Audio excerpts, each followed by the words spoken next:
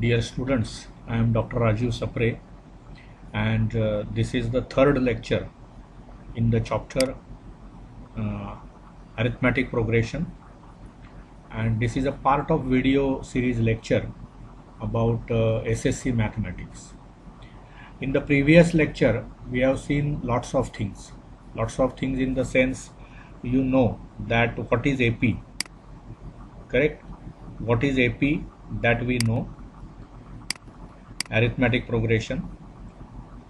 You know, it is a sequence, right? It is a sequence of numbers, we will say, so that difference between any two consecutive numbers is constant. आता हे जे दोन consecutive numbers आहेत हे आपण कसं denote करतो, TN minus TN minus 1. आता n म्हणजे कितवी टर्म, T म्हणजे टर्म, कितवी टर्म, nth टर्म. त्याच्या आधीची टर्म काय असणार, n मायनस 1th टर्म. तर ह्यातला जो डिफरन्स आहे ना तो कायम कॉन्स्टंट असला पाहिजे. हे आपण ऑलरेडी केलेलं आहे, परंतु जस्ट आय विल रिवाइज. मग हा जर कॉन्स्टंट असेल तर त्या प्रोग्रेशनला, आणि हे कधी एकाच कुठल्या तरी दोन टर्मसाठी नव्हे, फॉर ऑल, हे सिम्बॉल मी तुम्हाला दाखवलं होतं, याचाच अर्थ for all n. For all एवढं लिहिण्याची गरज नाही, for all n belonging to set of natural numbers.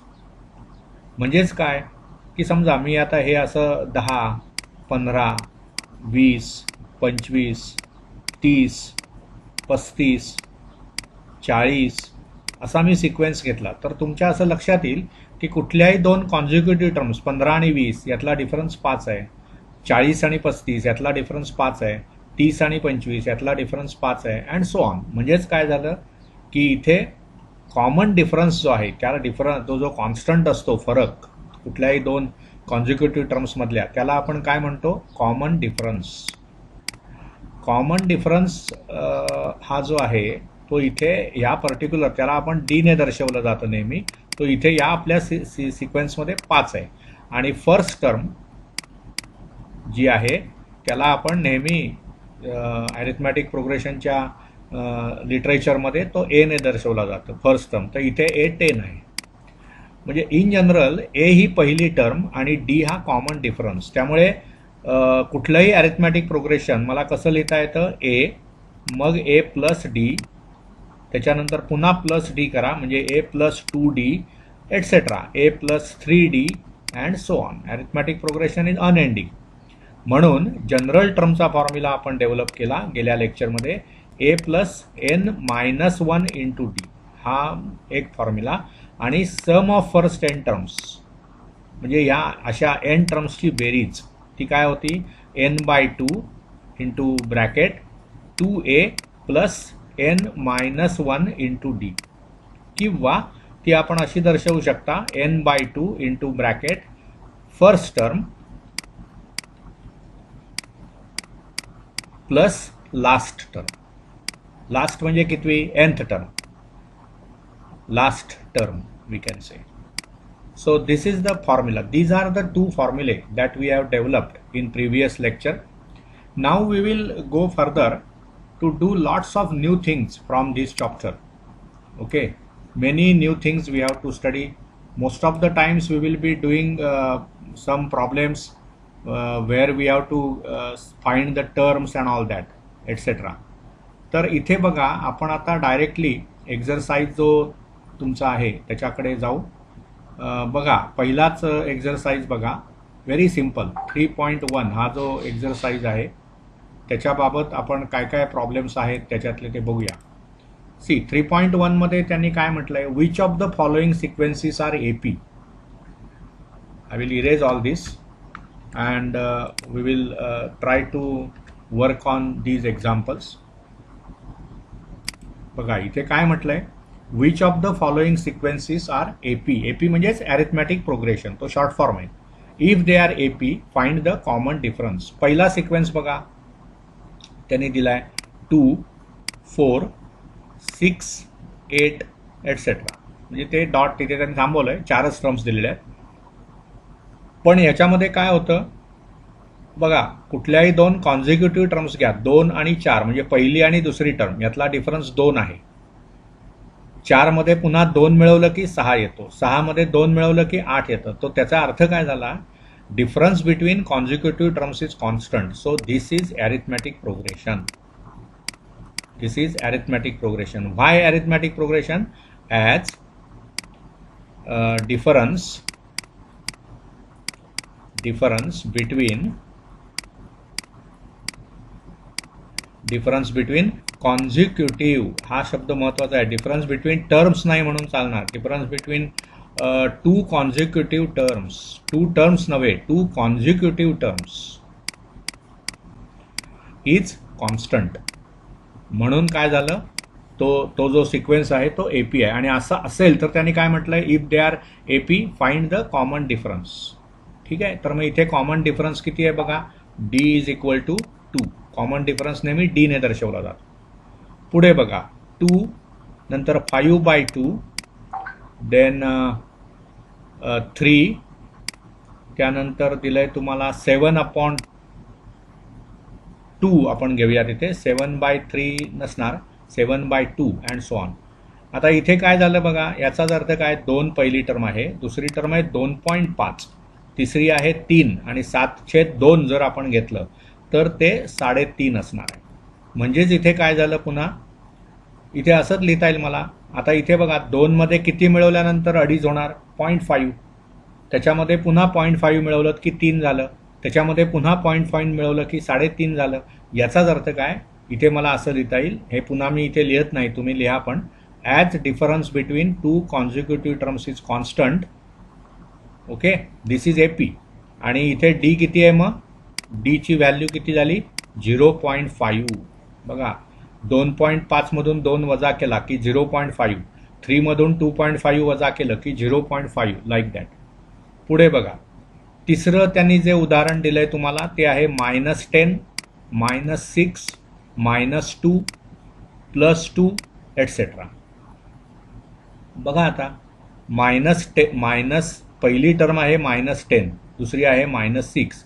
मग दुसऱ्या टर्ममधून पहिली वजा करा, -6 -10, मायनस मायनस प्लस झालं, म्हणजेच हे -6 + 10 झालं, म्हणजेच 4 झालं.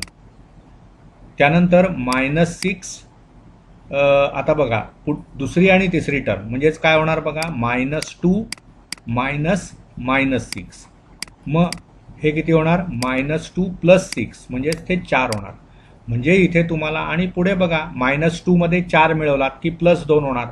म्हणजेच पुन्हा this is AP, right, this is also AP. What is the common difference, पहिल्या टर्ममध्ये किती मिळवल्यानंतर दुसरी टर्म येते, तर इथे 4 मिळवल्यानंतर येते. बघा मी ज्यावेळी 4 मिळवतो, -10 मध्ये 4 मिळवले की -6, त्याच्यामध्ये पुन्हा 4 मिळवले की -2, सो डी इज 4 हियर. असा हा सर्व इश्यू आहे, लक्षात घ्या.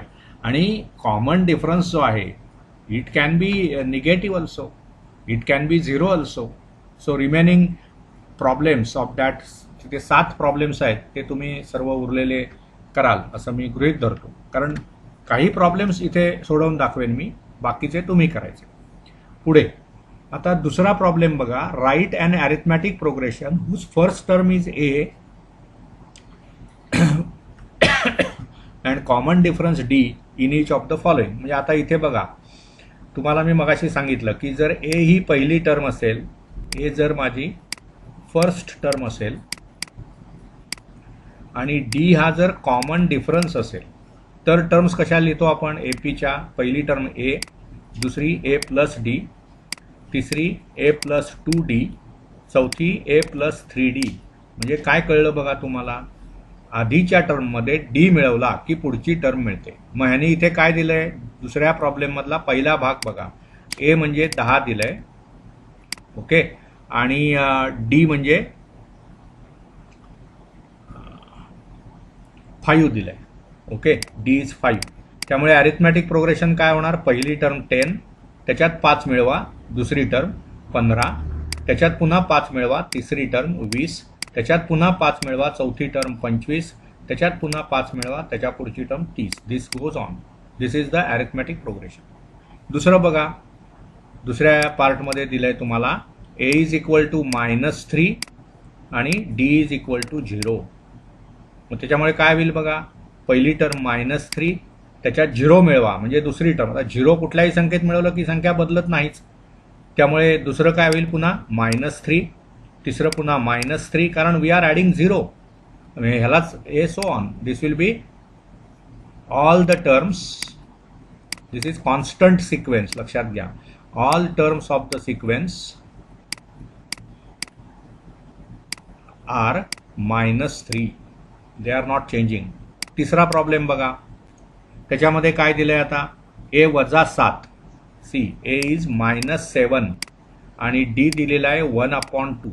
मग आता हे बराबर ही कॅल्क्युलेशन्स 10वीतल्या मुलांना आली पाहिजेत. -7, दुसरं काय होईल, -7 + 1/2, तिसरं होईल -7 + 1/2 + 1/2 अँड सो ऑन, असं चालू राहणार. मग हे -7 आहे तसंच, हे -7 अधिक अर्धा म्हणजे -6.5, म्हणजेच काय झालं, -6.5, बरोबर ना. आता हे 1/2 आणि 1/2 म्हणजे 1 झालं, ते -7 अधिक 1 म्हणजे -6, so on. This is the corresponding arithmetic progression. त्यामुळे हे असे प्रॉब्लेम्स तुम्हाला येणं फार गरजेचं आहे. Very simple. एक प्रॉब्लेम त्यातला करूया आपण की ज्याच्यामध्ये कॉमन डिफरन्स जो आहे तो त्यांनी निगेटिव्ह दिला आहे. So I will erase this part.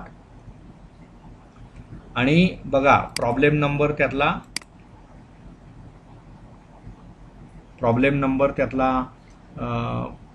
आपण कुठला घेऊया,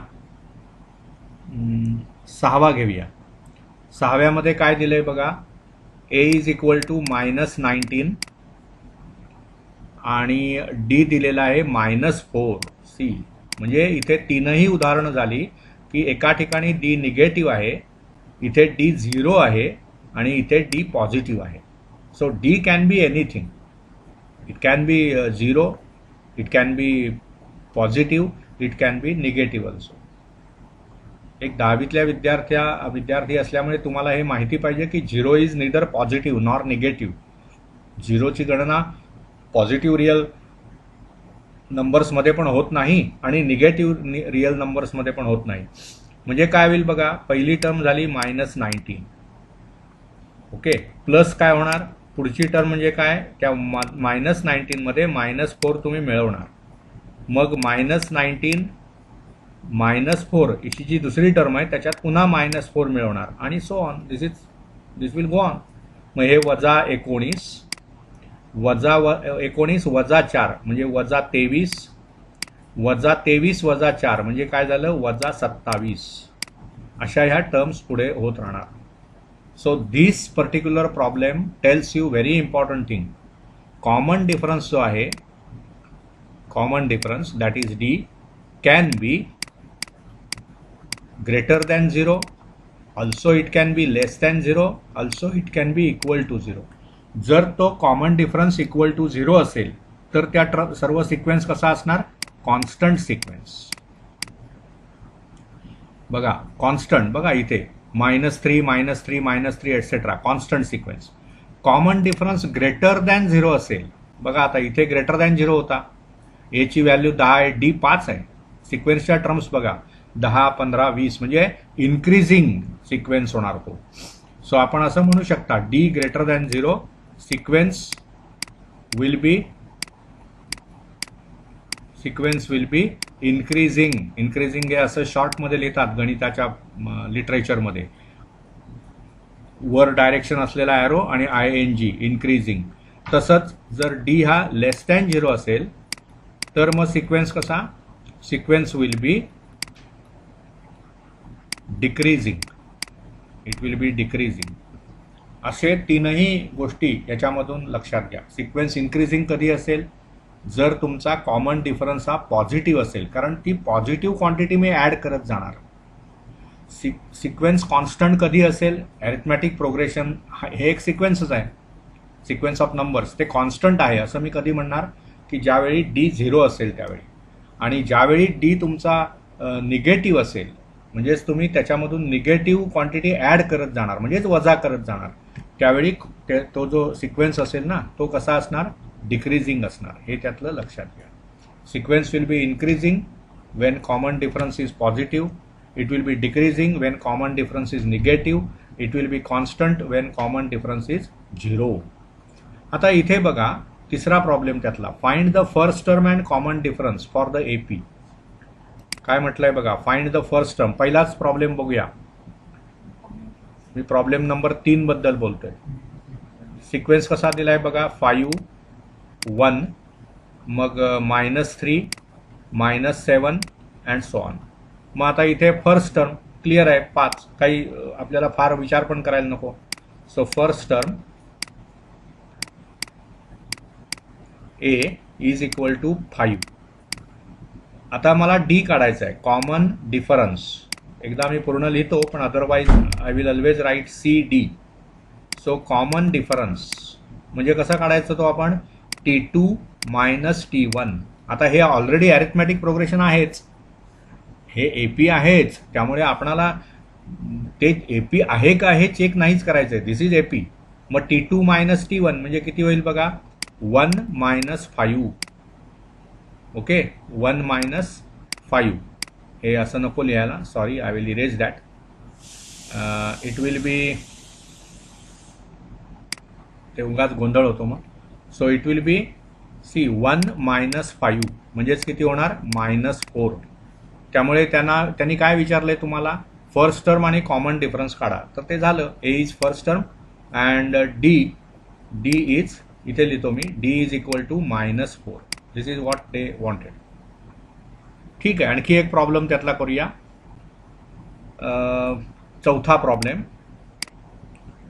म्हणजे हा 1/4 comma 3/4 then comma 5/4 comma 7/4 and so on.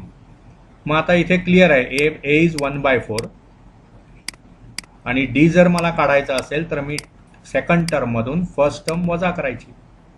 म्हणजेच काय होईल, हा T2 म्हणजे तुमचा 3/4 आहे, 3/4 मधून 1/4 वजा केला आपण. म्हणजे डिनॉमिनेटर सेम असल्यामुळे न्यूमरेटरचं फक्त सबट्रॅक्शन, 3 - 1 2, 2/4 म्हणजेच 1/2. त्यामुळे या पर्टिक्युलर अरिथमॅटिक प्रोग्रेशनच्या बाबतीमध्ये तुम्ही काय उत्तर लिहिणार, ए इज 1/4 आणि D is 1/2. This is the answer. ठीक आहे, म्हणजे तुम्हाला हे साधे साधे प्रॉब्लेम्स आहेत की ज्याच्यामधून एपी संदर्भातल्या ज्या काही बेसिक आयडियाज आहेत, मग फर्स्ट टर्म कशी ओळखायची, कॉमन डिफरन्स मी कसा काढायचा हे कळावं, हा त्यातला हेतू आहे. याच्या पुढचं काय आहे बघा, हे आपण ऑलरेडी आता सर्व थिअरी आपण ऑलरेडी डिस्कस केलेली आहे.